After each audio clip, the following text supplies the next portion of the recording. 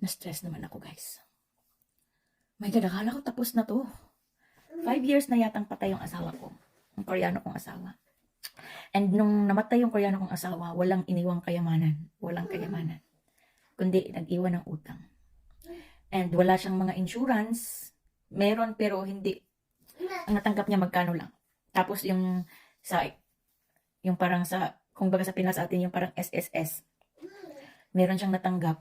Yung amount na natanggap na yun yung hindi binigay sa akin ng biyanan ko kasi ipambabayad daw ng natiwang utang. Which is exact amount doon sa naiwang utang. So, akala ko okay ng lahat. Akala ko tahimik na kaming mamumuhay ng mga anak ko. Kasi dito sa Korea, walang napapakulong. Ewan ko, hindi mayatang nagpapakulong ng utang dito, pero kailangan mong bayaran. Pag hindi na bayaran, kahit namatay yung umutang, yun yung ipapamana niya sa iyo, asawa, at sa mga anak. Ayan guys, papakita ko sa inyo. Ay, hindi pala pwede magpakita ng document dito sa TikTok. Dati kasi na ako na-ban. Dahil nagpakita ako ng document. So, bali kaming mga successor niya, namamanahan niya kami ng utang niya. Ako, yung anak niyang dalawa sa unang asawa, tapos yung dalawa kong anak. Bali 5 kaming pinagmanahan. May mga pakiba yung ibang mga anak niya nun. Malamang, may iwan sa akin yan. Ang inang na yan. Yung binan kong babae dati sumunod din, namatay din after 1 year. Nung namatay yung asawa ko, sinabihan ako ng company na huwag kang tumanggap ng kahit ano galing sa kasi pag may utang ako nga daw magbabayad. Which is sinabi ko yun sa biyanan kong babae na ganito, ganyan, willing akong tulungan ng company kasi may mga abogado sila. Sinabi niya okay na, binayaran na ng kapatid ng asawa ko. Inayos na daw, siya na daw ang bahala. So yung natanggap na pera na yon, nagaling sa parang national insurance. Asa napunta ngayon? Ang tanong, kung hindi binayad, ang alam ko binayaran na. So ako ang magbabayad nito. Kung alam ko lang na ganito ang mangyari, tinanggap ko na lang sana yung pera ng binigay ni Abuji sa akin nung binenta niya yung bahay.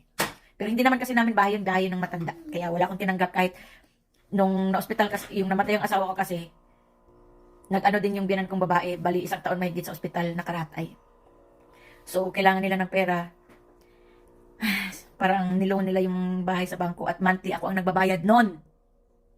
300,000 won monthly. Tapos, nung tumagal, parang nahirapan na ako after 2 years siguro. Hindi ko may times na hindi ako nakapagbigay, may times na konti lang na ibibigay ko. Kaya siguro nahiya na rin si Abuji, binenta na yung bahay. Gusto niya akong bayaran dun sa mga naibigay ko na itulong ko. Hindi ko tinanggap kasi sinabi ko, Abuji, mas kailangan mo yan kasi nga, pabalik-balik naman na sa ospital yung matanda na, wala naman ng source of income. Hindi naman ako ganoon kagarapal kasi syempre nakikita ko naman kung paano nila inalagaan yung anak ko at minahal dati ng buhay pa yung asawa ko kasi magkasama kami sa isang bahay. Pera lang yun, oo. Kaya hindi ko tinanggap kasi nakakahiya naman, di ba? Parang pakonsuelo ko na lang din yun, di ba? Tapos, nahiya akong tanggapin talaga yun kasi alam ko yung asawa ko pasaway. Wala namang naiambag sa lahat ng bagay ng mga pinansali na kailangan. Ngayon, eto magugulantang ako. Galing sa korte. Na may pamana sa aming utang. Putang ina na yan. Inis ako. Nakakainis. As in, nakakainis.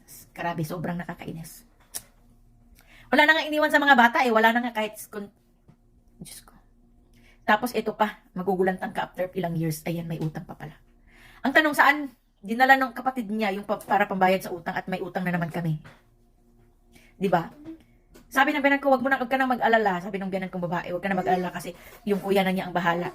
Yun nga, ipambabayad yung natanggap na pera. Ano yan ngayon?